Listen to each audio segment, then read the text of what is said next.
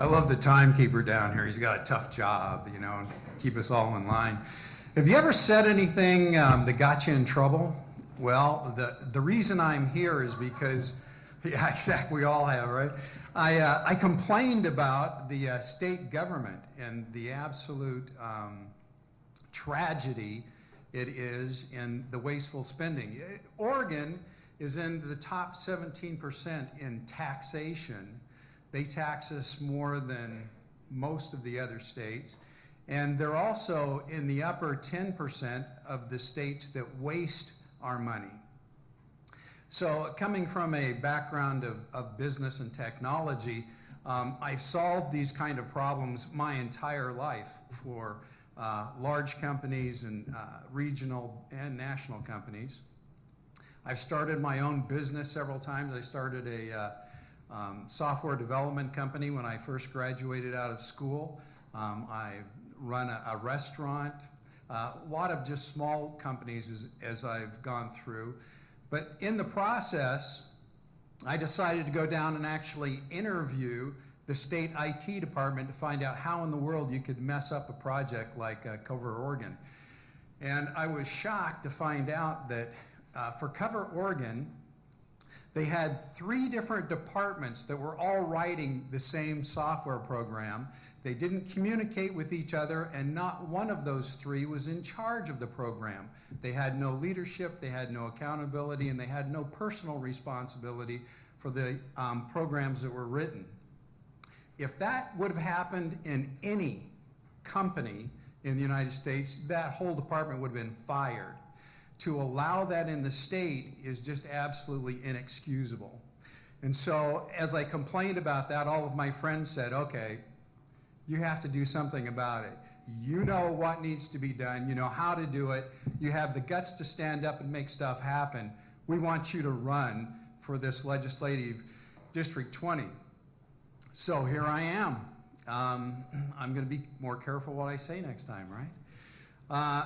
The other thing that I noticed as a student of politics and as a student of the Constitution is that our state is put itself in a position where we have an opportunity to make a lot of great changes in the state that will help bring more prosperity to the state as well as bring more jobs to the state if we have the right people in place that will be able to put those things into practice.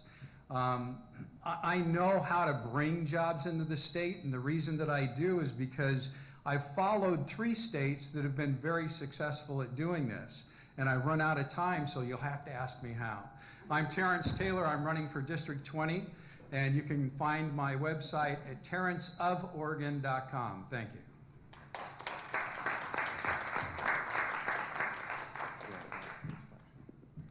Okay, the first question, this is for each of you. We'll start with Kathy Goss.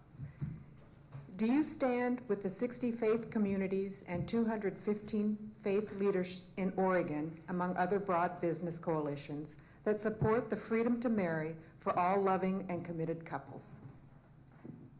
Well, I'm, I guess, the only Republican that'll stand up and say, you know, I actually support the Republican stand, which is marriage is defined as a union between a man and a woman. It's been that way for the last 5,000 years. And I don't think that it's appropriate to try to change the definition. We already give the 4% all of the opportunities and all of the advantages that a married couple gets with the union that they're able to have right now. So I think that more than anything, it's kind of as much as it's a political issue, it's also a moral issue. And I think that as we look at the moral issue, we need to respect and love everybody, and everybody should have the opportunities to do what they need to do. But it's kind of like Abraham Lincoln said, if you call a lamb's tail a leg, how many legs does a lamb have? And the answer is 4. Just calling it a leg doesn't make it a leg.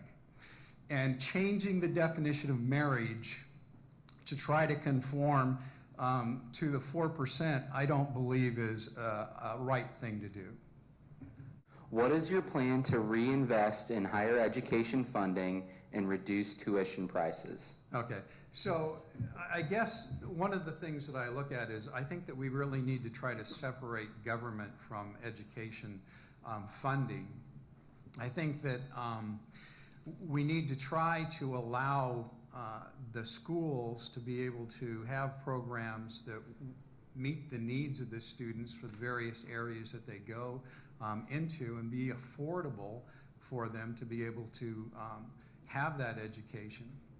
I think the real question is how do you pay your loans back? And that gets back to the economy issue. We need to have more jobs in the state of Oregon. We need to have higher paying jobs in the state of Oregon, and we need to have a healthier economy. And if you look at the ability for you to be able to pay that loan back, it's strictly contingent on your ability to be able to get a job that pays you a fair enough wage to be able to do that. And I think that's the real answer to the question. I think schools do a great job in trying to make it as affordable as they can possibly do. And for schools to try to skimp or try to move that in some way to compromise, I think is probably the wrong ticket. I think what we really need to do is concentrate on the economy so that when you graduate in the course that you're studying, you're able to pay that loan back. That's about all I have to say about that. Nobody asked. I'm going to tell you what we can do to help increase jobs and bring jobs into the state. There's 3 other states right now that are practicing this. They have 1 to 2 people that their only job at the state is to recruit companies into the state. And what they do is they give them a moratorium on a portion of their taxes. So as they come into the state and they hire people, they're able to get tax recovery from the people that they hire, and then 3 to 4 years down the line, they get the total tax recovery. And this is why Texas and several other countries, they think they're a country, states, are doing so well, is because they've taken an active part in doing this. We can do this in Oregon. We have a great climate for agriculture, for technology, for higher paying jobs. We just need somebody that knows how to make these things happen and put them in the legislature.